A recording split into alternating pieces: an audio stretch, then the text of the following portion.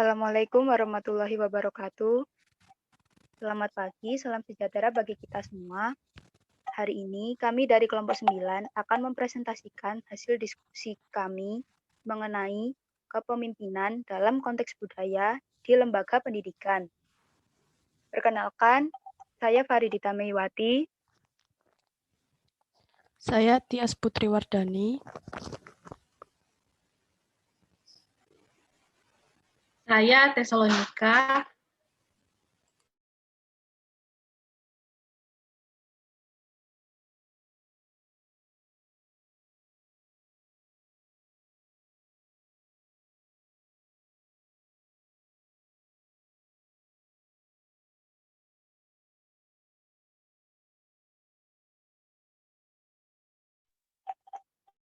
Kepemimpinan tidak lepas dari kata influence atau mempengaruhi. Yang kedua, kepemimpinan adalah proses untuk menggerakkan berbagai sumber daya yang ada. Yang ketiga, seorang pemimpin menjadi penggerak bagi kelompok atau organisasi yang dipimpinnya agar dapat berjalan dengan lancar. Yang keempat, seorang pemimpin mengarahkan, memimpin, memahami, dan memotivasi para anggota organisasinya.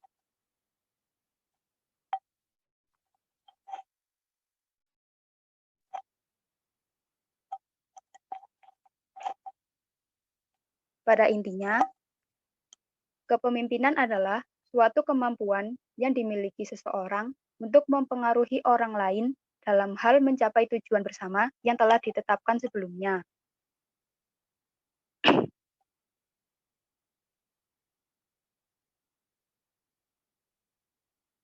Dijelaskan terdapat dua jenis kepemimpinan dalam berorganisasi. Yang pertama, kepemimpinan yang berorientasi pada tugas atau concern for task. Yang kedua, kepemimpinan yang berorientasi pada orang lain atau bisa juga disebut dengan concern for people.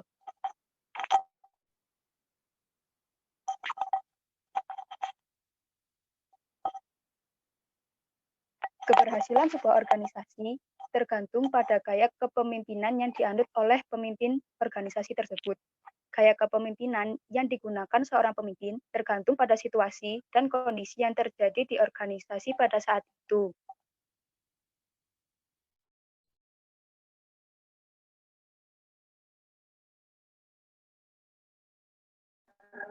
Ya, selanjutnya ada budaya organisasi. Budaya organisasi adalah sebuah sistem makna bersama yang dianut oleh masing-masing anggota yang membedakan sebuah organisasi yang satu dengan organisasi yang lain. Next.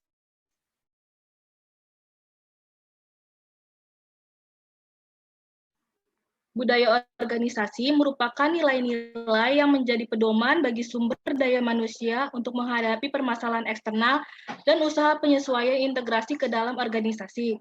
Dengan begitu, masing-masing anggota organisasi wajib memahami nilai-nilai yang ada dan sebagaimana mereka harus bertingkah laku maupun berperilaku. Selanjutnya,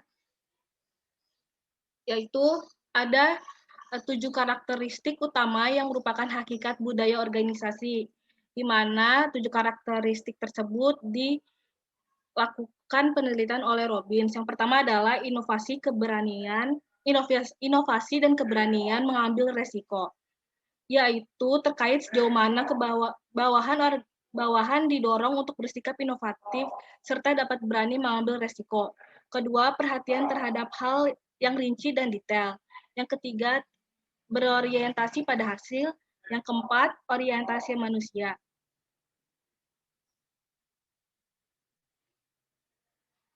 Dan yang kelima itu ada orientasi tim. Yang keenam ada agresivitas. Dan yang ketujuh adalah stabilitas.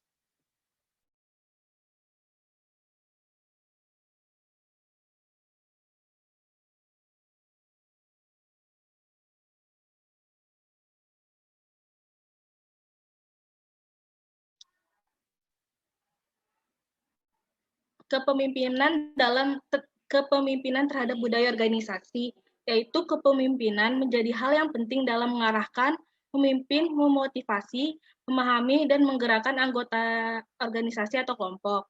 Dalam sebuah organisasi terdapat berbagai macam anggota kelompok yang memiliki budaya yang berbeda. Peran seorang pemimpin dalam sebuah organisasi sangat penting dalam menyatukan anggotanya.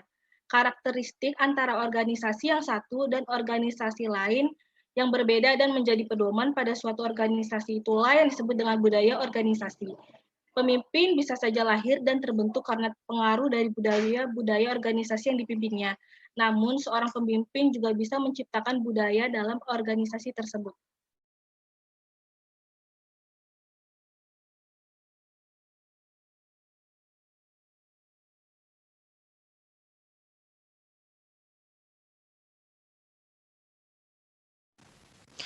Ya, yang selanjutnya yaitu perilaku individu organisasi tersebut kemudian akan menjadi bagian dari budaya organisasi itu.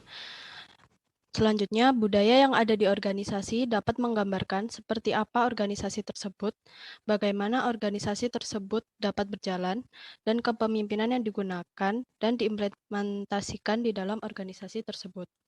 Sebuah kepemimpinan akan efektif jika seorang pemimpin mampu untuk menyesuaikan diri dengan budaya yang berbeda dan berhasil mempengaruhi bawahannya meskipun dalam konteks lintas budaya.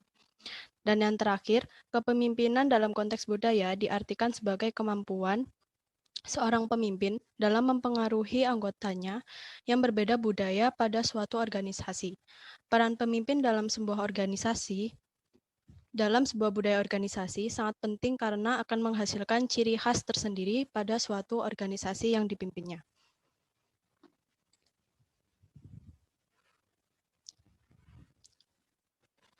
Selanjutnya ada 6 dimensi kepemimpinan dalam konteks lintas budaya. Yang pertama yaitu relationship. Ini berhubungan dengan membangun dan menjaga hubungan dalam konteks lintas budaya. Yang kedua, traits, yaitu kepribadian inti seorang pemimpin. Yang ketiga, business expertise atau ahli dalam pengetahuan bisnis secara global. Yang keempat, organizing expertise atau mengorganisasi dan membangun karyawan serta proses administratif organisasi dalam konteks global. Yang kelima, kognitif, yaitu proses inti informasi internal dan pandangan global. Dan yang terakhir yaitu vision, yaitu melihat arah organisasi dan mengarahkan para bawahan dalam mencapai tujuan organisasi.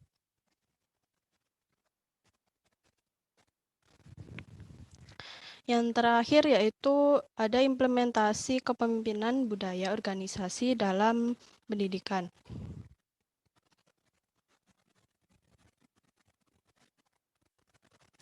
Contohnya yaitu sekolah sebagai organisasi pendidikan tentunya tidak jauh berbeda dengan organisasi pada umumnya. Interaksi antar individu dan kelompok bahkan dengan lingkungan adalah budaya yang sudah menjadi kebiasaan dalam sekolah tersebut, di mana terciptanya lingkungan dan budaya yang berhasil meningkatkan mutu dari organisasi pendidikan itu sendiri. Dalam lingkungan sekolah, kepala sekolah yaitu sebagai pemimpin dalam sekolah tersebut tentu memegang kunci utama dalam mengembangkan budaya di sekolah. Peran sekolah sebagai manajer atau memimpin diharapkan mampu memahami budaya yang tercipta dalam lingkungan tersebut secara luas, sehingga dapat mengetahui dan memahami masalah atau hubungan yang terjadi dalam sekolah tersebut. Sekian dari presentasi kelompok kami. Maaf jika ada kurangan materi atau salah kata dalam pelafalan. Terima kasih. Wassalamualaikum warahmatullahi wabarakatuh.